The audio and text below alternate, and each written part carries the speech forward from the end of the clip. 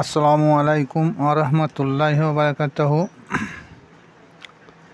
বর্তমানে পৃথিবীতে অনেক মখলুকাত আছে। সেই মখলুকাতের মধ্যে কিছু কিছু আছে এমন আছে, যখন তারা এক স্থান থেকে অন্য স্থানে পৌঁছায় তাদের নাম ও রূপ চেঞ্জ হয়ে যায়। যেমন একটা উদাহরণ দিচ্ছি, সমুদ্রের মধ্যে ঝিনুক বাস করে, এটা কারো অজানা নয়। সেই সমুদ্রের পানি সবাই ব্যবহার করে। কি বলে ব্যবহার করে? পানি বলে ব্যবহার করে থাকে। পানির যাহা কাজ তাহা সে সম্পাদন করে থাকে।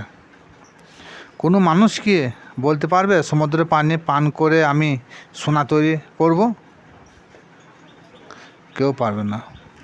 কেউ যদি বলে আমি মুক্তা তৈরি করবো, তাও পারবে না। কারণটা কি?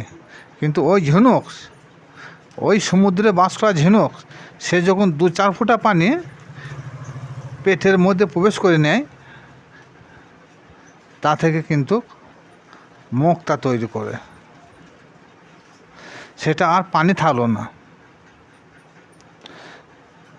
দ্বিতীয় একটা উদাহরণ, হরিণের প্রতিটি শিরা উপশিরার রক্ত থাকে।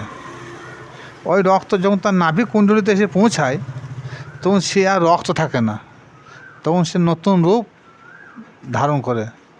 কি জানেন? তখন তার নাম হয় কস্তুরী। সেটা এমন খুশবু ছড়ায় আর এত মূল্যবান, ভাষায় বলা যাবে না। তৃতীয় উদাহরণ, যেমন একটা রুটি, একটা প্লেটের মধ্যে একটা রুটি রাখা হয়, সে নড়াচড়া করে তার ক্ষমতা থাকে না। সেটা কিন্তু জড় পদার্থ। কিন্তু যখন সে পেটের মধ্যে পৌঁছে যায় খাদ্য আকারে, তখন সে রূহ হয়ে যায়। কী করে হলো? একটু গবেষণা করলে বুঝতে পারবেন। তদ্রূপ আমিও মানুষ, আপনিও মানুষ, দুজনে একজন মানুষ, একই মানুষ। কিন্তু যখন কোনো আরিফ বিল্লার ব্যক্তির সঙ্গে মিশে যায়, তখন সে আর সাধারণ মানুষ থাকে না।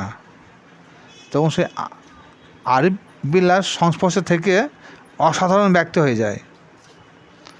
কারণ আরিফ বিল্লার সমস্ত কাজকর্ম আল্লাহর তরফ থেকে হতে থাকে।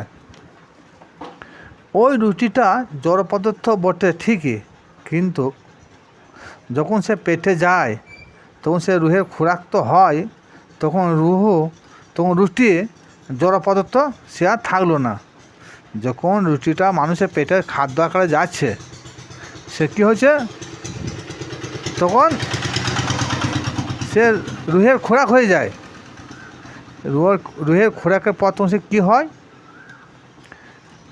তখন সেটা খাদ্য থেকে ব্লাডে তৈরি হয়। এই যে রুহু কথা বলা হলো, রুহটাও কিন্তু আমাদের মধ্যে দুটি ভাগে ভাগ করা হয়েছে। একটা রুহে হায়ওয়ানে আর রুহে ইনসানে, অর্থাৎ জীবাত্মা এবং পরমাত্মা।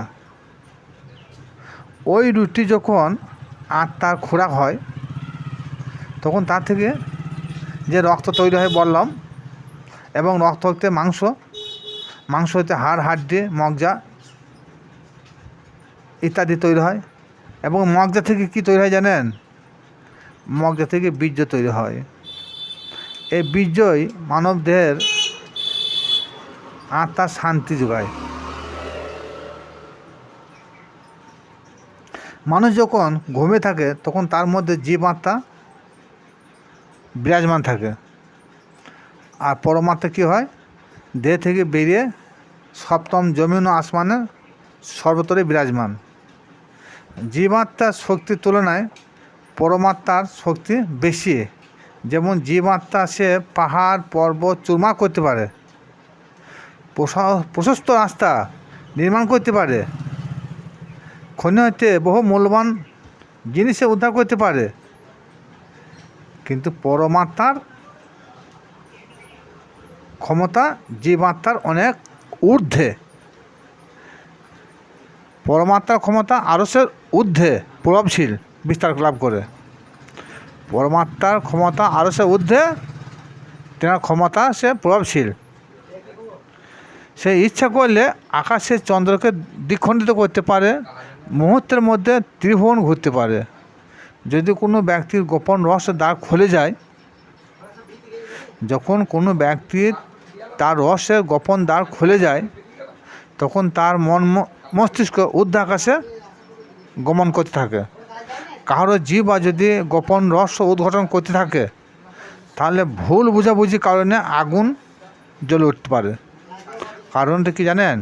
কারণ ইহা সর্বসাধারণের বোঝার বাইরে। সর্বদাই নিজের জীবাকে যদি কেউ ব্যস্ত রাখে, তাহলে ফ্যাসনা ফ্যাসাদের কারণ হয়। যদি কেউ আপন জীবাকে সর্বদাই ব্যস্তই পরিণত করে, তা যখন তখন ফ্যাসনা ফ্যাসাদে সূত্রপাত হতে পারে। সংক্ষেপে এটা বললাম, যারা জ্ঞানী আছেন তারা বুঝবেন। পণ্ডিত ইশারায় খাফি। যদি কোনো ব্যক্তি আল্লাহর সাথে বসতে চায়, সেজন্য আল্লাহর কামেল মকবুল আরিফ বিল্লাহর বান্দার সঙ্গে বসে। যেমন সমুদ্রের পানি আর নদীর পানি, দুই পানি কিন্তু একই নয়, কিন্তু সমুদ্রের পানির সহিত যখন নদীর নালার পানি মিশে যায়, তখন সে আর নদীর নালার পানি থাকলো না, তখন সে কী হয়? সে সমুদ্রে যে মিশে, সে সমুদ্রের পানি বলবে। বাকিটা যারা জ্ঞানী যিনি আছেন তারা বোঝার চেষ্টা করবেন। খোদা হাফেজ।